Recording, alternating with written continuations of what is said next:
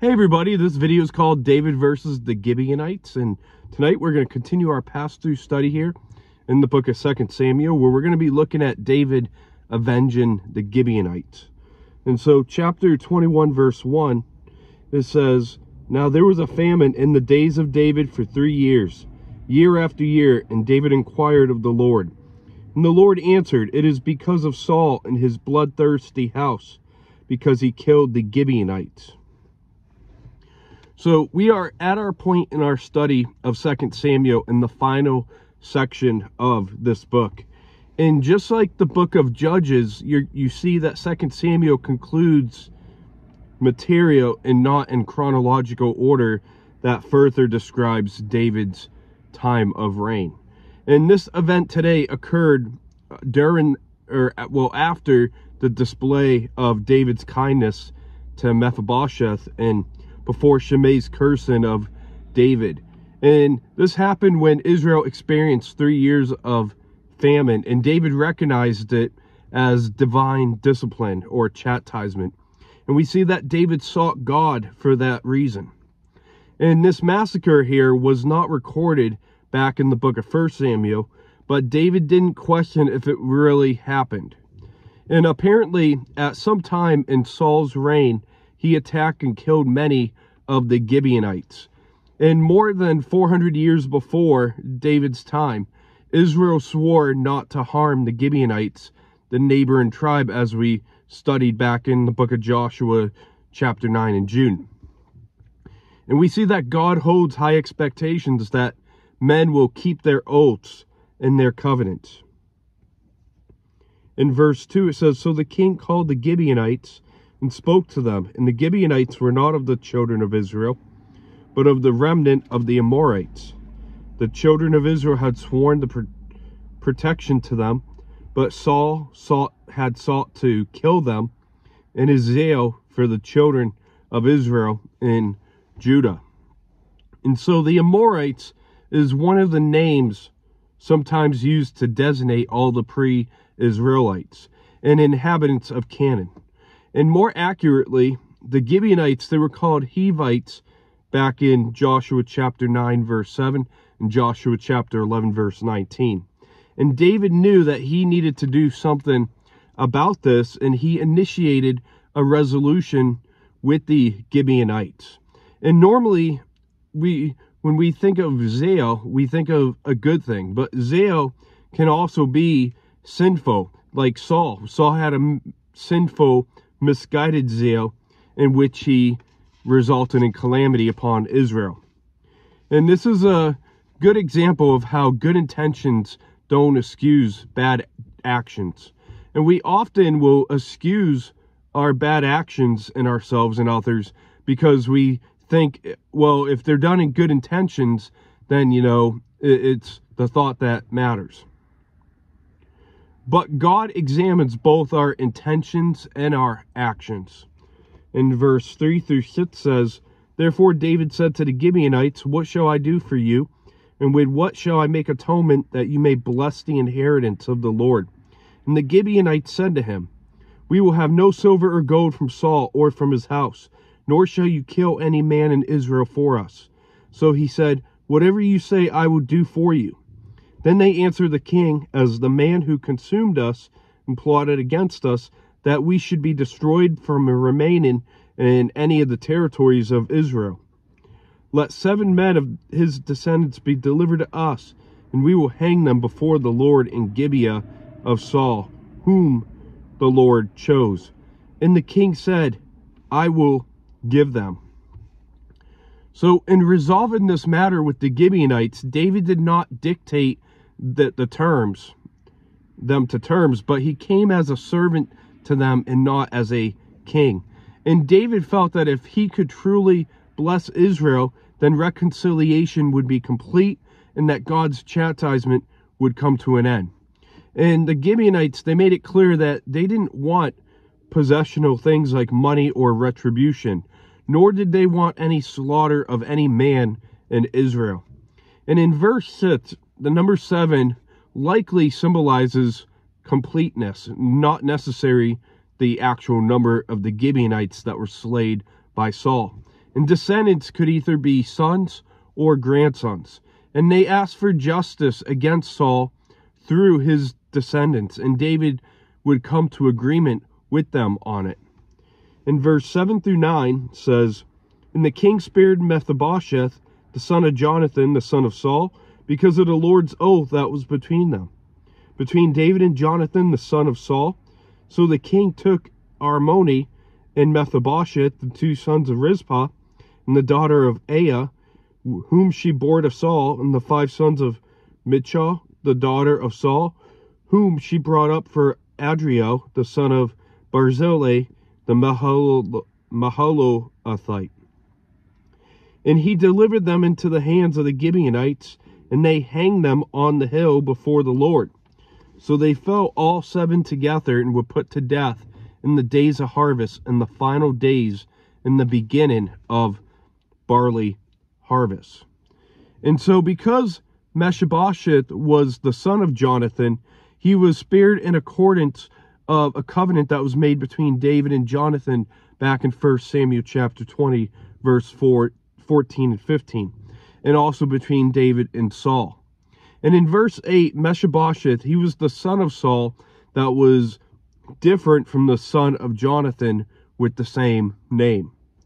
And Rizpah was Saul's concubine. And Michal was childless, as you see back in chapter 6, verse 23. And Merab was the actual birth mother of the 5 sons. And she was the wife of Adriel back in 1 Samuel 18, verse 19. And Michal must have adopted them and brought them together under her care. And Barzillai, the Mahalathite, is a different man from the Gilead Barzillai. And in verse 9, we see the pagans weren't bound by the law of Deuteronomy 21, verse 23 to 21 through 23. And we studied that back in the month of April. But it forbade leaving a dead body hanging overnight. And you might remember that passage.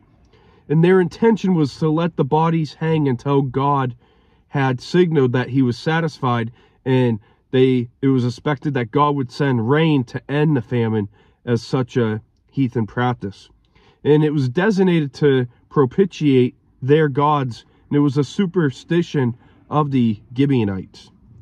And God, in his providence, he allowed this memorable retaliation as a lesson about keeping covenants and promises.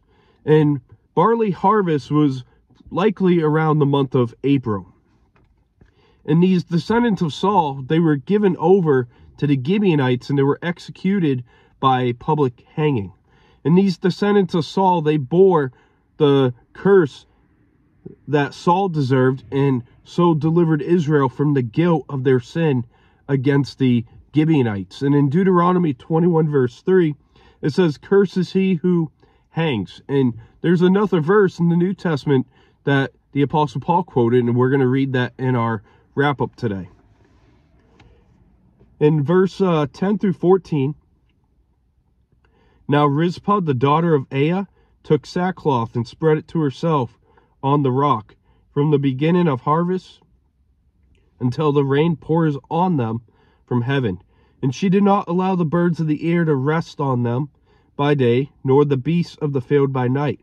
And David was told what Rizpah, the daughter of Aiah, the concubine of Saul, had done. Then David went and took the bones of Saul and the bones of Jonathan his son from the men of Jabesh Gilead, who had stolen from them from the street of Beth-shan, where the Philistines had hung them up after the Philistines had struck down Saul in Gilboa. So he brought up the bones of Saul and the bones of Jonathan his son from there, and they gathered the bones of those who had been hanged. They buried the bones of Saul and Jonathan and his son in the country of Benjamin in Zelah, in the tomb of Kish his father. So they performed all that the king commanded. And after that, God heeded their prayer for the land. And so we see that Rizpah erected a tent nearby to keep watch over these bodies. And the reason why you'd want to keep watch over the bodies is to keep any predators like birds and beasts. And it was considered a disgrace at this time for the bodies of the slain to become food for the birds and the beasts, as seen in Deuteronomy 28 verse 26, and 1 Samuel 17 verse 44, and 1 Samuel 17 verse 46. And the late rains was unseasonably late spring or early summer type of rain, and possibly the rain that ended the drought. And finally, after the rain had come, David, encouraged by the example of the woman's devotion to her dead family members, ordered that the remains of Saul and Jonathan be transferred from their concealed grave in Jabesh Gilead, along with the 7 sons' bones, to an honorable family grave in Zelah, which is an unknown location still even to this day. And so we see that the famine has ended and that God had restored the land to prosperity. And these unburied bodies emphasize that these men were executed as an act of judgment. And David acted in accordance of Numbers chapter 35 verse 33, which we studied back in the beginning of the year, that blood from unpunished murders defiled the land, and that God will require blood from that nation one day.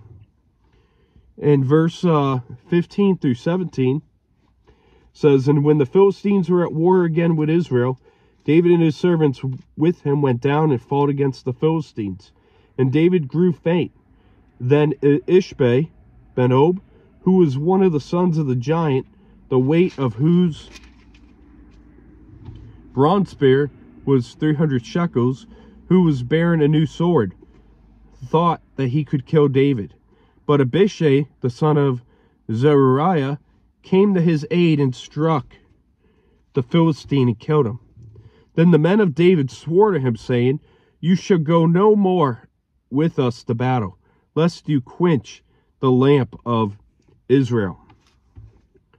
And so the rest of the chapter here, it describes the defeat of the 4 Philistine giants at the hands of David and his men. And though these events cannot be located chronologically with any certainty, the narratives of victory provide a fitting preface to David's song of praise, which magnifies God's deliverance, as we're going to see in our next chapter next week. And giant in Hebrew is Rapha, and it wasn't the name of an individual, but it was a term for Rephaim, who inhabited the land of Canaan. And they were noted for their inordinary type of sizing. And Rephaim was used of the people called Anakim back in Deuteronomy chapter 2, and they were distinguished by their size and their strength.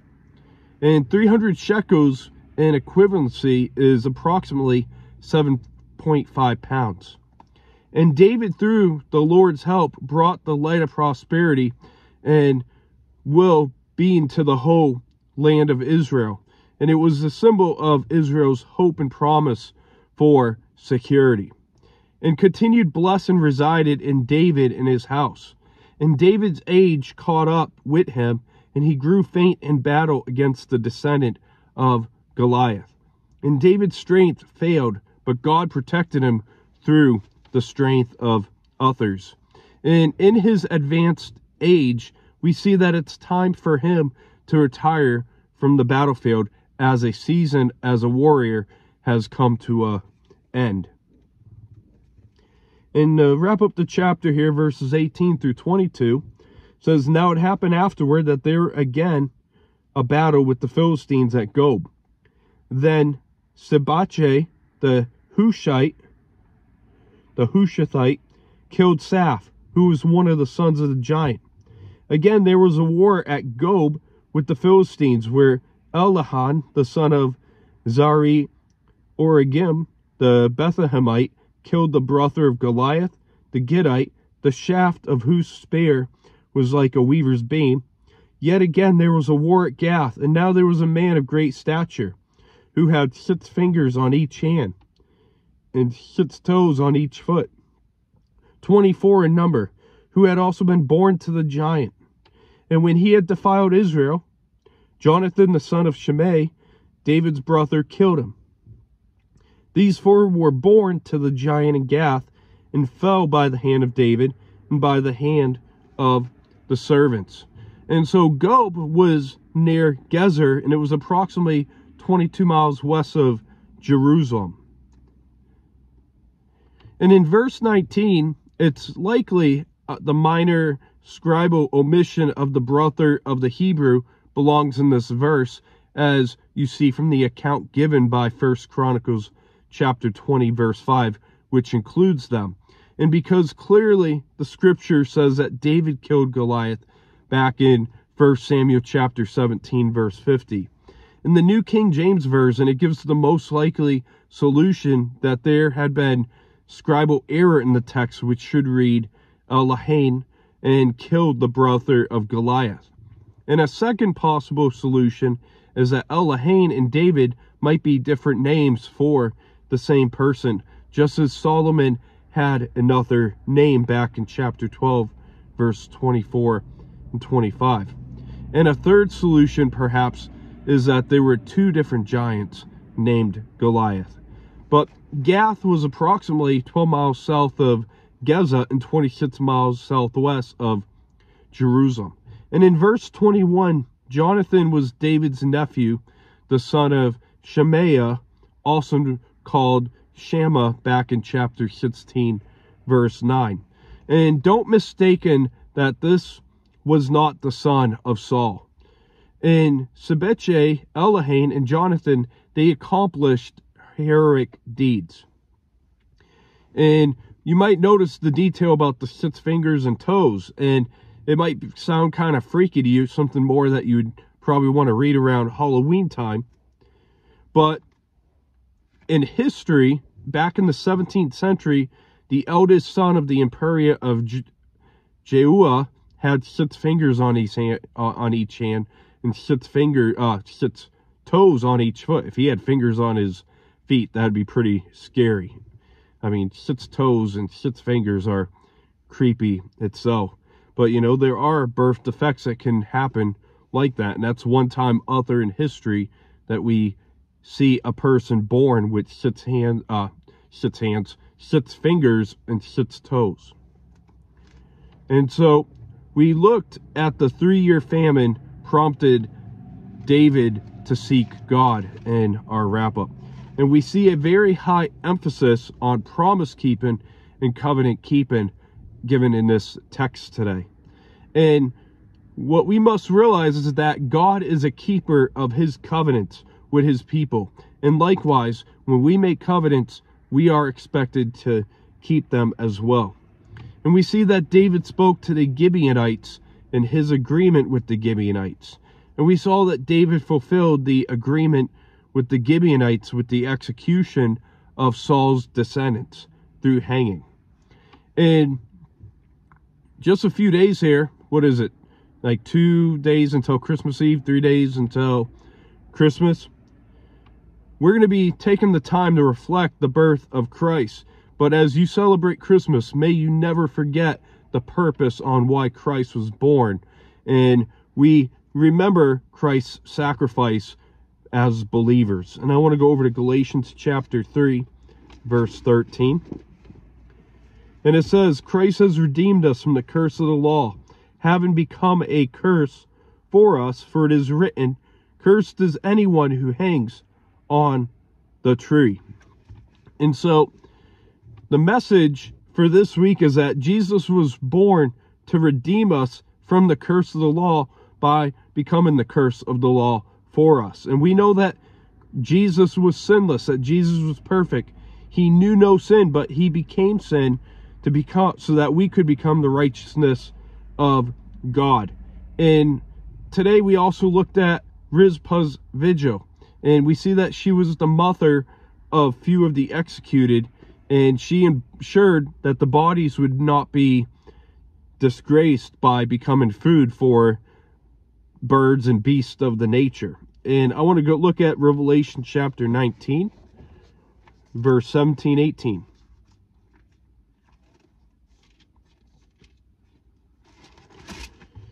And the book of Revelation, it is a very interesting book.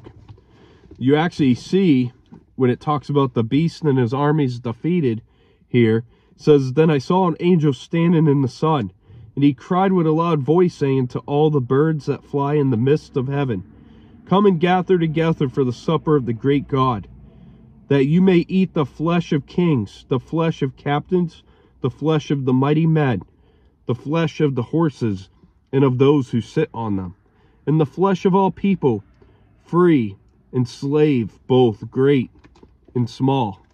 And so in the book of Revelation, we see the rider on the white horse, which many interpret as Jesus slaughtering the nation. And he calls for the angels. We see that the angels call the vultures to eat their flesh. And that's speaking on Christ's coming. And we see that the famine ends. And then we see at the very end of 2 Samuel 21 today that David is going to retire from active duty.